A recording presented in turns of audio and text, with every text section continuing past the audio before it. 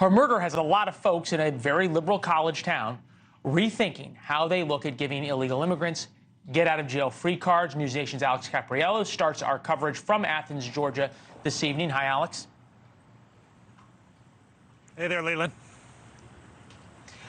Give us a sense as you're talking to folks.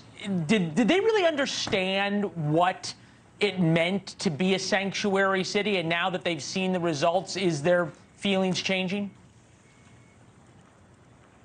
Yeah, I think actually that press conference yesterday really struck a chord because it caught the attention of so many people who live here in Athens, Clark County, because they saw the uproar that the people that were informed actually lifted to their mayor and to their city leaders. And so it kind of struck a chord with people. When you ask students here, I think really their heart is in sympathy for Laken Riley and her family. They still feel this huge burden that's overwhelming this campus of her death. But every day, other citizens living here in Athens, living in Georgia, are realizing and recognizing the potential threat that undocumented immigrants who maybe have a criminal history that aren't deported actually pose to their community. Look no further than the two brothers, Jose and Diego Ibarra, who, as you mentioned, were cited, were jailed on several instances in 2022 and 2023, but were let right back out into the community. And we know how that ended up with Jose Ibarra, now accused of murder, felony murder, aggravated assault, and all sorts of other deep and dark felonies. I had a chance to ask many people about this today. Here were some of their responses, and you'll recognize the diversity of opinion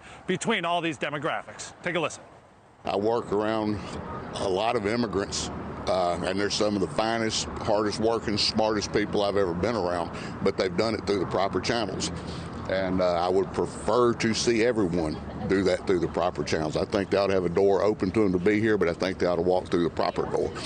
I mean, I've heard all the immigration talks, but I really don't think that has anything to do with it. I think it's more about men committing violence against women. And I mean, for all we know, it could have been someone who was a citizen. I don't really think his immigration status has anything to do with it. Had they done what they were supposed to do and followed the law, there's a chance this wouldn't have happened. There's a much greater chance that this should never happen. I mean, a lot of people come here for better opportunities and don't commit crimes. But if somebody comes here and is committing crimes, it's really like there's no need for them to be here if they're killing people.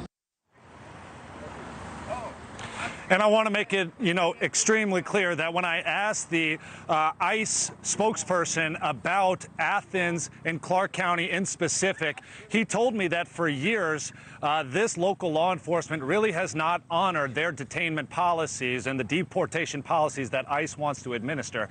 So it's very clear, while the mayor may not believe that this is a sanctuary city, certainly the law enforcement here isn't necessarily cooperating with the standards that ICE and other federal authorities want to set. Yeah, you really have to think to yourself whether that's going to change in light of this. Obviously, yesterday's meeting was the beginning, not the end of the conversation.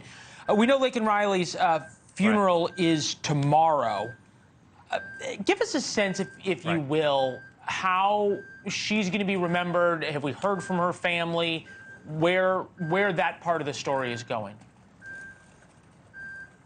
Yeah, I'll tell you what, just learning a lot about Laken Riley, it's really opened my eyes to just how central of a figure she was within her many communities. Right here at the University of Georgia, at Augusta University School of Medicine, she really made an impact on her friends, her family. I spoke to one guy here who knew her from her hometown in Woodstock, which is about 2 hours to the west from where I'm currently standing.